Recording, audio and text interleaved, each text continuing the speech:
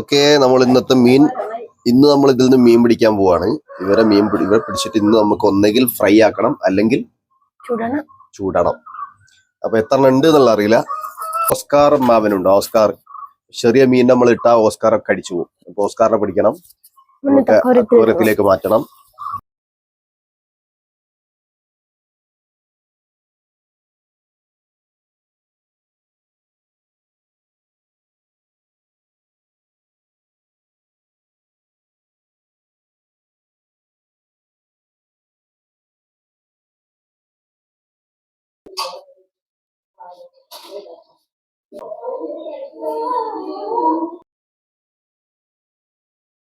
അപ്പൊ ഇന്നത്തെ വിളവെടുപ്പിൽ നമുക്ക് ഇത്രയും മീനുകളാണ് കിട്ടിയിട്ടുള്ളത്.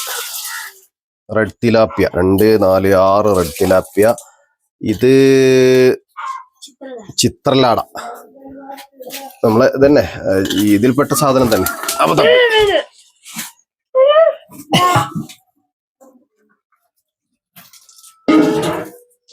ഫിലോപ്പിന്റെ ഈ വിഭാഗത്തിൽപ്പെട്ട സാധനം തന്നെയാണ് ചിത്രലാട എന്ന് പറയുന്ന സാധനം.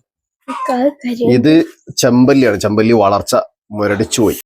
അപ്പൊ നമുക്കതിന്റെ തൂളികളൊക്കെ ഒന്ന് കളഞ്ഞ് അതിന്റെ ചിറകുകളൊക്കെ വെട്ടി അതിനൊന്ന് കട്ട് ചെയ്ത് നമുക്കതിനൊന്ന് വൃത്തിയാക്കി എടുക്കണം.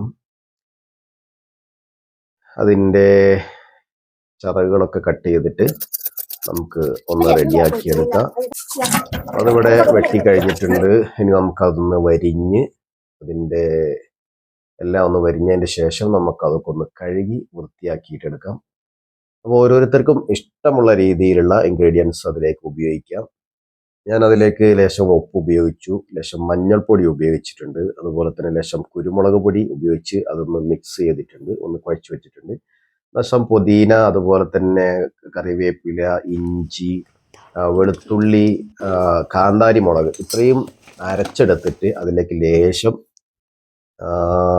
മീൻ മസാല കൂടി ചേർത്ത് അതിലേക്ക് കുഴച്ച് അതിലേക്ക് പുരട്ടി വെച്ചിട്ടുണ്ട്. ഇനി നമുക്കത് ഒരു ചട്ടി അടുപ്പത്ത് വെച്ച് അതിലേക്ക് ലേശം ഓയിൽ വെച്ച് നമുക്കത് പൊരിച്ചെടുക്കാം. അപ്പോൾ അത് ഏകദേശം റെഡി ആയിട്ടുണ്ട്. നമുക്കതിന് ഇറക്കാം. ഇപ്പം എല്ലാം പൊരിച്ചു വെച്ചിട്ടുണ്ട്.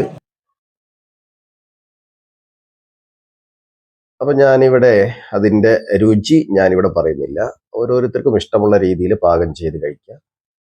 വളരെ വിഷരഹിത നല്ല മത്സ്യം നമുക്ക് നമ്മുടെ വീട്ടിൽ തന്നെ പാകം ചെയ്ത് കഴിക്കുക. അതിനൊരു പ്രത്യേക ടേസ്റ്റ് വേറെയാണ്.